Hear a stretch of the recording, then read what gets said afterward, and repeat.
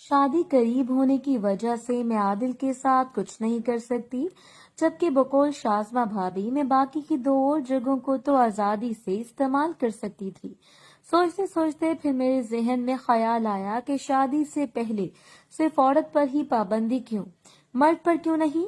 یہ سوچ آتے ہی خود ہی میرے دل میں ایک اور خیال آ گیا کہ پابندی تو دونوں پر ہے، لیکن مسئلہ یہ ہے کہ عورت کے پکڑے جانے کا امکان زیادہ ہوتا ہے۔ پھر میں نے اپنے ذہن سے ان ساری سوچوں کو دفع کیا اور عادل کے بارے میں سوچنے لگی کہ کیوں نہ اس سے دوبارہ دوستی کی جائے۔ اس طرح اور کچھ نہیں تو میں اس کے ساتھ ساتھ انجوائے کروں گی۔ اور پھر سوچتے سوچتے میں نے بہرحال یہ فیصلہ ضرور کر لیا کہ اب میں عادل کے ساتھ اپنے تعلقات کو مزید بہتر کروں گی، تاکہ اس کے ساتھ لگ کر اپنی طلب میں کچھ نہ کچھ تو کمی لا سکوں۔ چنانچہ اگلے دن ہی میں نے اپنے اس فیصلے پر عمل درآمد شروع کر دیا۔ ایسا ہوا کہ کالج سے واپسی پر مجھے عادل مل گیا۔ مجھے دیکھ کر وہ کنی کترا کر گزرنے ہی لگا تھا کہ میں نے اسے پاس بلا لیا اور بولی، کیا بات ہے عادل صاحب، آج کل آپ ہمیں کوئی لفٹ نہیں کرا رہے، کوئی ناراضگی تو نہیں؟ میری بات سن کر عادل ایک دم سے حیران رہ گیا اور میرے خیال میں دل ہی دل میں سوچتا ہوگا کہ لفٹ خود نہیں کراتی اور کہہ مجھ سے رہی ہے، لیکن ظاہری طور پر وہ کہنے لگا، وہ آپ پڑھائی میں بزی رہتی ہیں نا، اس لیے میں آپ کو ڈسٹرب نہیں کرنا چاہتا، ویسے میں آپ کا تابع دار ہوں۔ تو میں نے اس کی طرف دیکھتے ہوئے کہا کہ تابع دار صاحب، آپ میرا ایک کام کیجیے، اور اپنے بیگ سے پیسے نکال کر اسے دیتے ہوئے کہا، اور وہ کام یہ ہے کہ جلدی سے بازار جائیں اور میرے لیے ایک پاپ کارن آئس کریم لے کر اور دوسرا جو آپ کو پسند ہے وہ لے آئیں۔ ابھی میں یہ بات کر ہی رہی تھی کہ سامنے سے شازمہ بھابی نظر آ گئیں۔ انہوں نے میری بات سن لی، اس لیے دور سے کہنے لگیں، یہ آئس کریم کس خوشی میں منگوائی جا رہی ہے؟ تو میں نے کہا، بس بھابی دل کر رہا تھا، اگر آپ نے بھی کھانی ہے تو بتائیں، عادل بازار جا رہا ہے، ایک آپ کے لیے بھی لے آئے گا۔ یہ سن کر بھابی کہنے لگی، بھائی نیکی اور پوچھ پوچھ۔ پھر عادل سے کہنے لگی، جا رہے ہو تو ایک میرے لیے بھی لیتے آنا۔ تو عادل بھابی سے بولا، باجی آپ کے لیے کون سی آئس کریم لاؤں؟ تو بھابی نے میری طرف دیکھ کر کہا، ہما تم کون سی آئس کریم منگوا رہی ہو؟ تو میں نے کہا کہ میں تو پاپ کارن شوق سے کھاتی ہوں۔ اس پر بھابی عادل کی طرف دیکھ کر بولی، ٹھیک ہے میں بھی پاپ کارن ہی کھاؤں گی۔ عادل جانے لگا تو میں نے اس کو روک لیا اور بیگ سے مزید پیسے نکالتے ہوئے کہنے لگی، میں نے تمہیں 2 آئس کریموں کے پیسے دیے تھے، اور بھی لے لو۔ عادل نے مجھ سے پیسے دیے اور بازار کی طرف چل پڑا۔ تو پیچھے سے بھابی بولی، عادل آئس کریم لے کر کمرے میں آ جانا۔ پھر عادل کے جانے کے بعد بھابی میری طرف متوجہ ہوئی اور کہنے لگی، پاپ کارن تم کو کیوں پسند ہے؟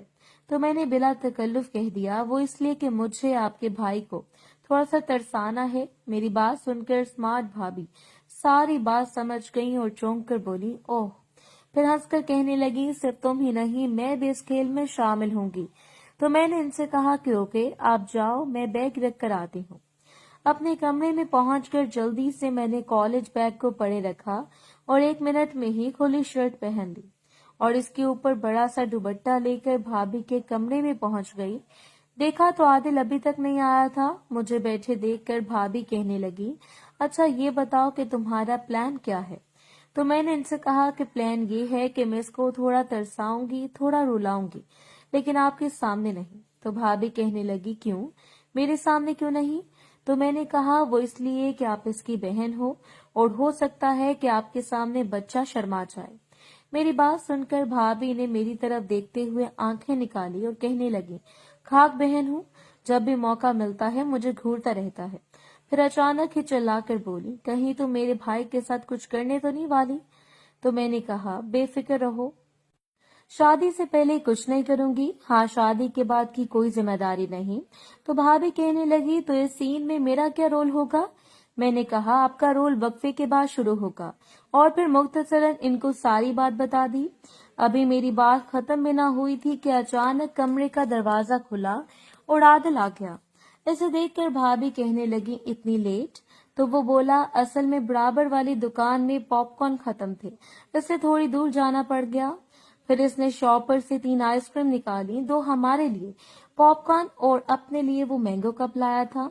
پاپ کارن دیکھتے ہی بھابی کہنے لگی، میری آئس کریم رکھ دو، اچانک مجھے بڑے زور کا واش روم آیا ہے۔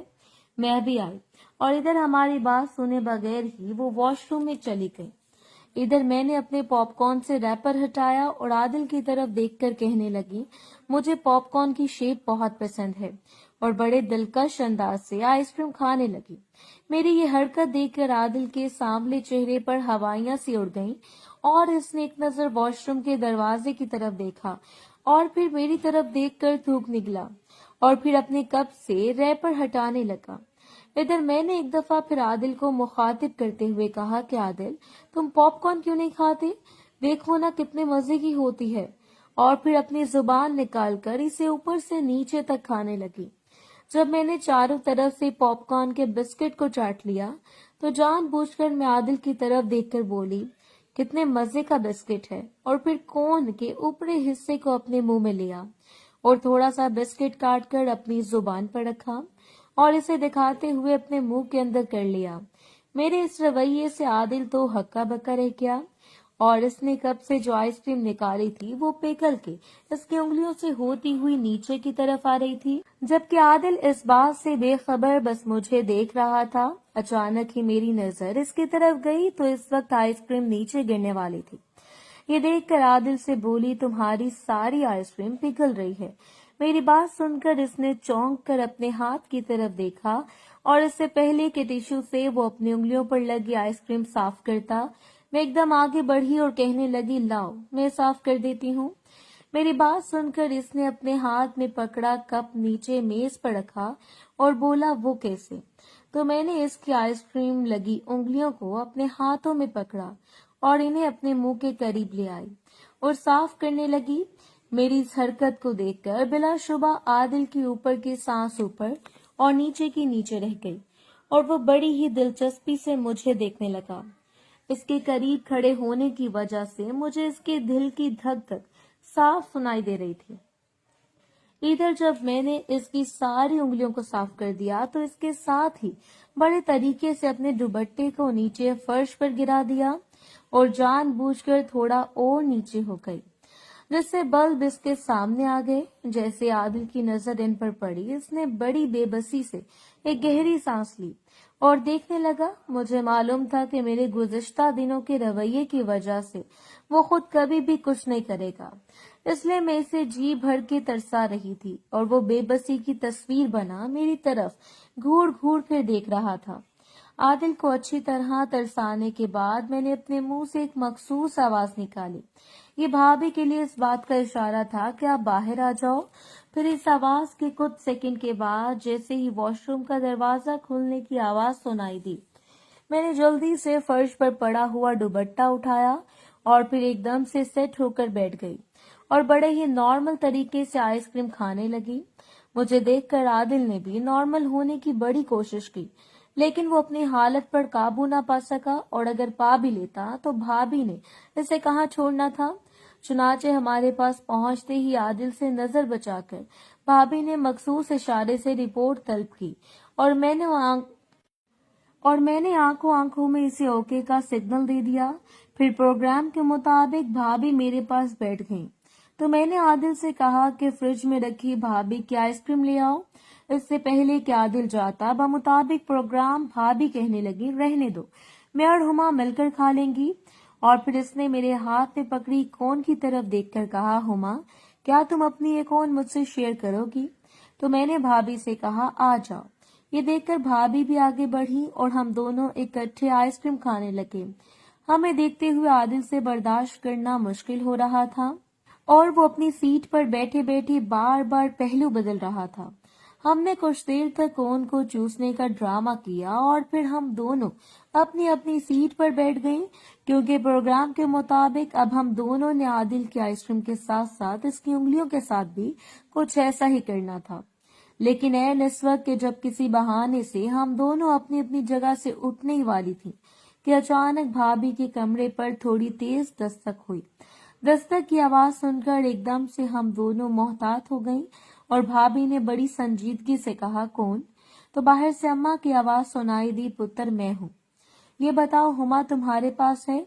तो भाभी ने मेरी तरफ देखते हुए कहा, जी खाला जी, हुमा हमारे पास बैठी है।